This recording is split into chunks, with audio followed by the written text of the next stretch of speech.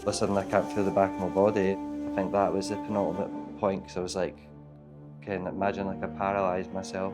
So then it was just the change in mentality, and I remember just it was almost like a seed just planted in your head, and I thought, that's the answer. Right, this isn't about time anymore, it's about survival. It's just ready to die out there. Genuinely, that's kind of the mindset, like, nothing's gonna stop me.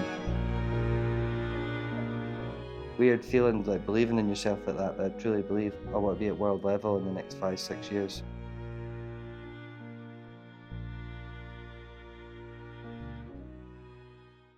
My name is Liam Murray. I'm 31 years old. I'm a ultra endurance runner.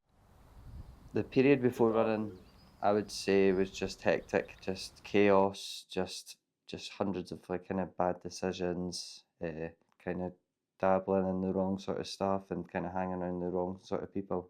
At first, it's like a kind of false sense, like you're trying to be someone you're not, to kind of look more outgoing and be maybe something you're not, and then after a few years, you're so far stretched from like who you actually are.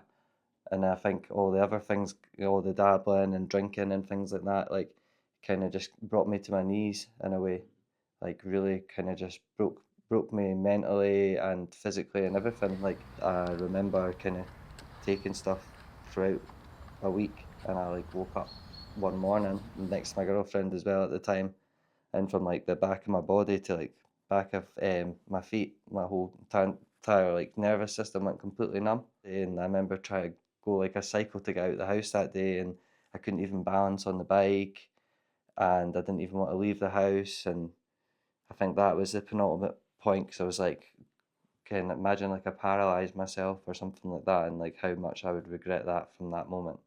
So then was just the change in mentality, and I remember just like Edinburgh Marathon, closest marathon, like let's just book that. Not have a clue what I was doing or anything, like what was going to happen. Just it was almost like a seed just planted in your head, and I thought, that's the answer, just book that. Well done, mate. I've never felt like that on a night out, where I'm like surge of excitement, adrenaline. I remember even almost laughing at the start line, thinking like, what the hell am I doing? And I shot out first half far too quickly. The wheels came off on the race, and my ankles blew out and everything. And that's like the first kind of introduction to the learning like what you're really capable of, because at that point, like, well, I've got 8 miles to go, and I felt like I'd broken both my ankles or something, and you just kind of thugged it out to the end. It wasn't very graceful, but I think it teaches you a wee bit, like, oh, hold on, there's always a wee bit more here. It led to kind of ultra marathons. I did an event called Glencoe Marathon, and that was more like all trail orientated on the West Highland Way route. So I think having done that and having achieved some success in that race, I preferred more running on trails. And I don't know what came into my head. It was just, I'm going to try the West Highland Way. And being like a winter attempt, you ideally want to start at like 5, 6, maybe even 4 a.m. You don't really want to be doing Loch Lomond in the dark, but me starting at 11, get to Loch Lomond and it's starting to get dark. So the Loch Lomond's really kind of technical. Parts where you're clambering over rocks, climbing over sort of branches, trees. You could lose sight of the path. It's in winter, so the path's maybe not there and stuff like that. So it was starting to just get very hectic, very dark. I felt like a strain in my right leg early on wasn't going away. I head torch died at the side of Loch Lomond. So for once in my life, I was in sheer complete like pitch blackness. I've never experienced that. Like you couldn't see anything, no moonlight, no stars, nothing.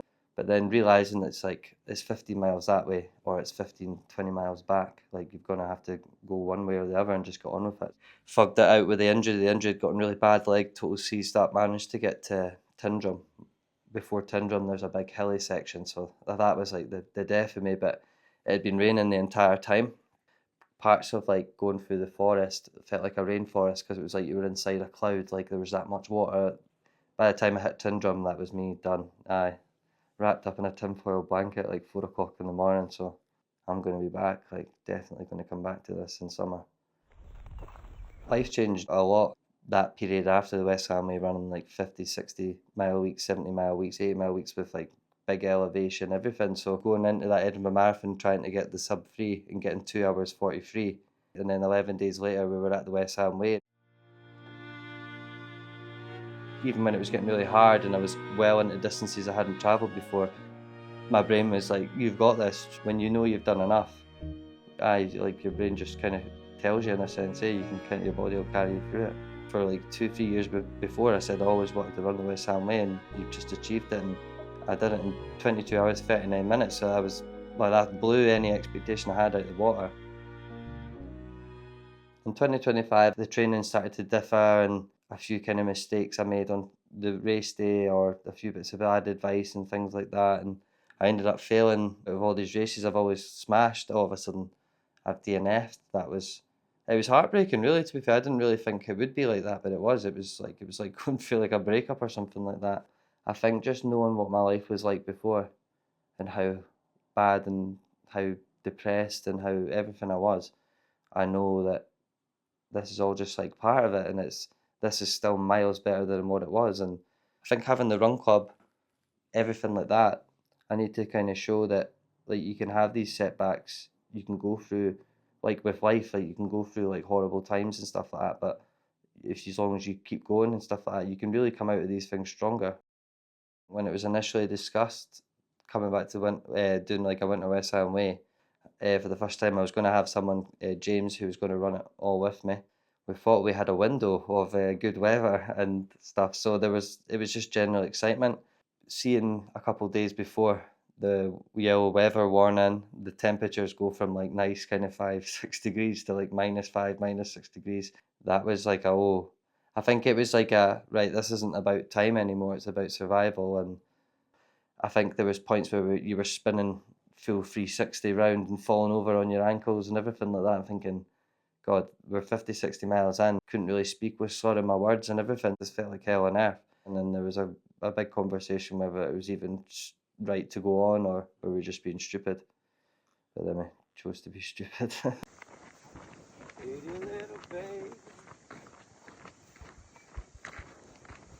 I remember James turned round to me and said that he was sad how long it took us. And I remember just kind of looking at him like, are you crazy? Like, hardly, it's only like a handful of people that would have done it in those sorts of conditions.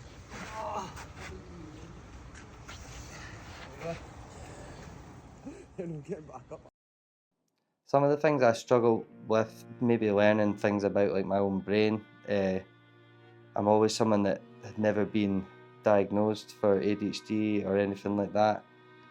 And I'm at that point where all the research and things I've looked into are pointing towards these things. So going through all the dark times too, and then making worse with drugs, etc., were me trying to like answer things that were maybe behaviours in my brain that, because I hadn't been diagnosed with things, I could be someone that could be motivated to run 100 miles in 1 week, but struggle to do my dishes and that, and people think you're stupid and like think you're making it up. But like sometimes I really do struggle with like daily tasks, and I think being someone that overthinks and can't sit still and just all those sorts of problems. So I think now having running in the run club and all these things to keep me busy all the time and have an outlet